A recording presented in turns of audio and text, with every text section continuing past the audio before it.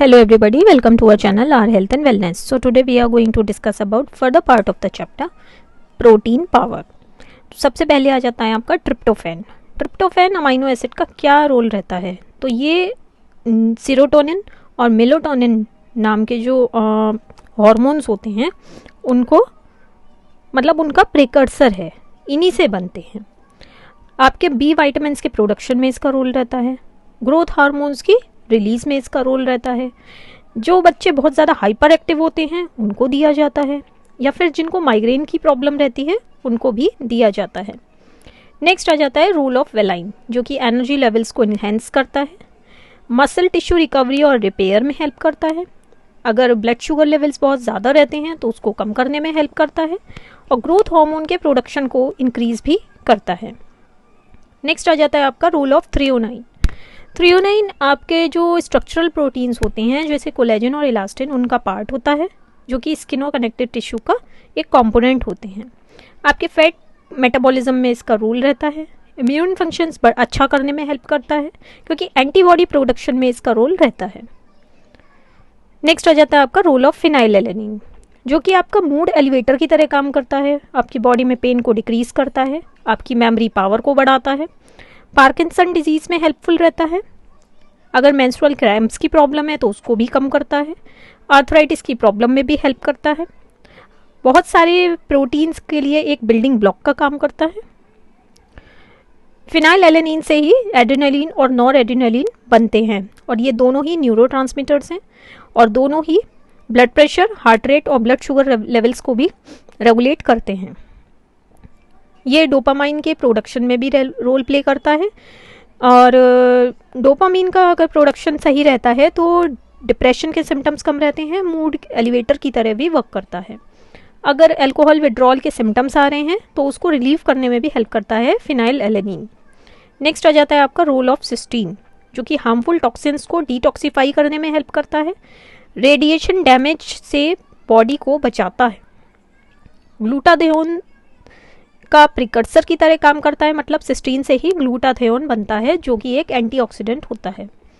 आपकी जो स्टोमक की प्रोटेक्टिव लाइनिंग होती है उसको स्ट्रेंथन करने में हेल्प करता है, और इंटेस्टाइन की लाइनिंग को भी स्ट्रेंथन करने में हेल्प करता है, क्योंकि वो कई बार डैमेज हो जाती है बहुत सारे मेडिसिन खाने की वजह से.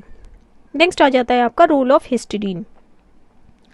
तो हिस्टिडीन एक अमाइनो एसिड है जो कि प्रोटीन्स और एंजाइम्स बनाने में हेल्प करता है. इसका जो प्राइमरी फंक्शन है वो होता है ट्रेस एलिमेंट्स की मेटाबॉलिज्म को हेल्प करना और रेगुलेट करना, जैसे manganese, copper, iron and zinc.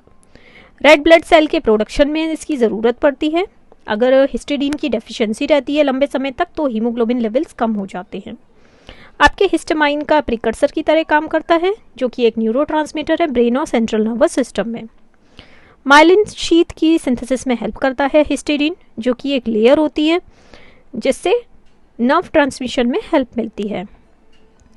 Neuro degenerative disorders जो होते हैं जैसे पार्किंसन डिजीज और अल्जाइमर डिजीज, उसको कम करने में हेल्प करता है, उसको इनहिबिट करता है, और ओबेसिटी को फाइट करने में भी हेल्प करता है हिस्टिडीन.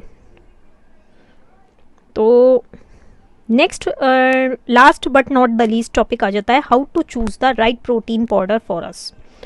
तो अगर आप प्रोटीन चूज कर रहे हैं तो आपको क्या देखना चाहिए? ऐसा प्रोटीन चूज करें जिसमें कोई एडेड शुगर ना हो या माल्टोडेक्सट्रिन्स ना हो, जो कि एक तरह का शुगर ही होते हैं, जिसमें कार्बोहाइड्रेट कम से कम हो, फैट कंटेंट कम से कम हो, और जिसमें सारे ही इसेंशियल अमाइनो एसिड्स हों, क्योंकि हमारी बॉडी इन्हें सिंथेसाइज नहीं कर सकती, और सारे ही इसेंशियल अमाइनो एसिड्स हमने अभी डिस्कस करे हैं. हमें ऐसा प्रोटीन चूज करना चाहिए जो कि प्लांट सोर्स से डिराइव्ड हो, क्योंकि उसके मल्टीपल बेनिफिट्स होते हैं.